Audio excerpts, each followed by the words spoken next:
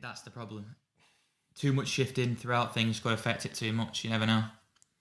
Having said all this, England are going into the Euro 2021 tournament and the World Cup tournament in 2022 without an identity. I personally think pragmatic football is the way to go. I'm not going to put words in your mouth. Would you say the same? Or I'd rather they went possession, but to win, it's got to be pragmatic for me. So saying that, I think it'd be a good idea to perhaps make 2 11s of pragmatic football England side versus possession football England side, and just go through the reasonings behind the players, and then we can look at the teams and we can think, which one's better, which one's best for the next 2 years. So we'll give it a think. Right, okay. So what should we do first?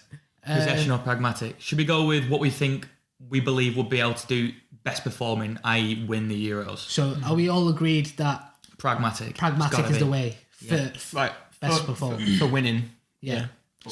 For actually the style of football we want to watch. So having said that, possession. Who's your goalkeeper? Formation. Oh, formation first, yeah.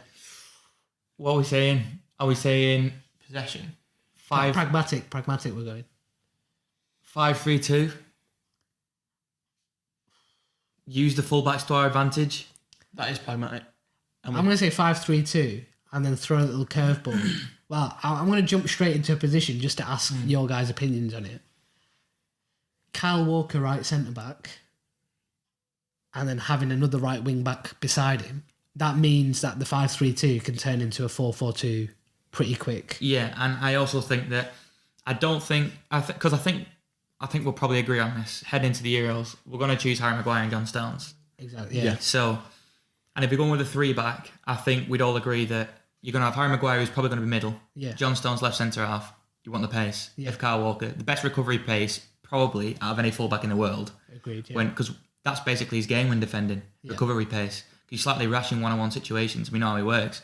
So I'd say 5-3-2 personally, and like you said there, Kyle Walker, right centre-back. Because it's weird, because if you go with a possession-based team, you probably say Stones and Maguire, and then that's it. That's the two centre-backs. So adding Kyle Walker suddenly changes the dynamic of that defence. Curveball, we've not even said the goalkeeper yet, but curveball, Wan-Bissaka. I know Southgate don't fancy him, but in a 5-back, where Kyle Walker is, or where the right wing-back. I would, in a 5-back, I wouldn't play him as the right wing-back. I don't think he can play the right wing-back. And it just becomes too negative then. Yeah. Because he's out of the pool of English right-backs, he's probably the worst going forward. Agreed. So, but he's probably the best defensively. You say defensively, I think one-on-one situations, tackling, confrontation, defending, confrontational defending. Yeah. But I don't think he is. Positionally awareness now. Agreed. So do you think he's not in this England squad? He's not. I don't think he personally goes, and he's not fancied by Gareth Southgate. Yeah. He clearly doesn't have any want to play him, does he? Yeah. Well, we know he has agendas anyway, Gareth Southgate. So goalkeeper for pragmatic football. Yeah. Nick Pope. I think he's the best English goalkeeper. Jordan Pickford's. I know our opinions on Jordan Pickford. I mean, he will probably be number one, which is the sad thing because I think he's the most rash, most mistakes in him. Yeah. But he's a good shot stopper and he can leather a ball, but he's the one who's going to make the most mistakes out of all three. I think he's way too cocky for his own good as well. I think he thinks he's a lot better than he actually is. Yeah. So throws tantrums as well. Yeah. So for pragmatic football, you need someone that's concentrated. I think Nick Pope's the best shot stopper out of them all. And I think, is he the biggest? I think he's about 6'5", isn't he? He's got to be. He's massive. Sort of 6'6". And personally, I think he's probably most commanding. But when it comes to playing pragmatic systems, he knows more than anybody else. Yeah. Probably. Oh, yeah, Sean Dyche's better. Yeah, so I think that he's, in my opinion anyway, I'm not so sure about yours, but I would put in that Nick Pope for me. Right. So then the wing backs come into play. Who do you choose? I'd put Trent in, and I'd say in a pragmatic system. Yeah, it's a bit of a curveball, but I'd say it works because at any point you can attack in a 4-back, and he can almost become the right mid, and he can just sort of slide into place. I know it's pragmatic. I know it's not necessarily possession based football, but when you're actually playing a pragmatic team, you want to be able to just whip the ball in and maybe just snatch a goal on a counter attack. I feel like Trent's perfect for that. And I think as well, what's everyone's complaint with Trent at the moment is they all think, so everybody says he's bad at defending. Well, if he has a safety buffer like Kyle Walker behind him, he's the best right back. Yeah. Ability-wise, in my opinion, especially going forward. I mean, is there anybody in the world in the right back position who can do what he can do? So probably not.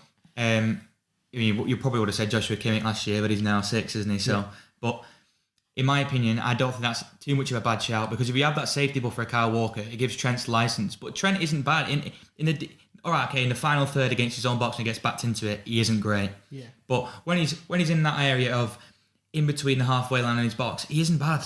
Defensively, he isn't bad, and I think that's because he's got less dependent things on him there. Because he's covered by in the Liverpool system, he's covered by like Henderson.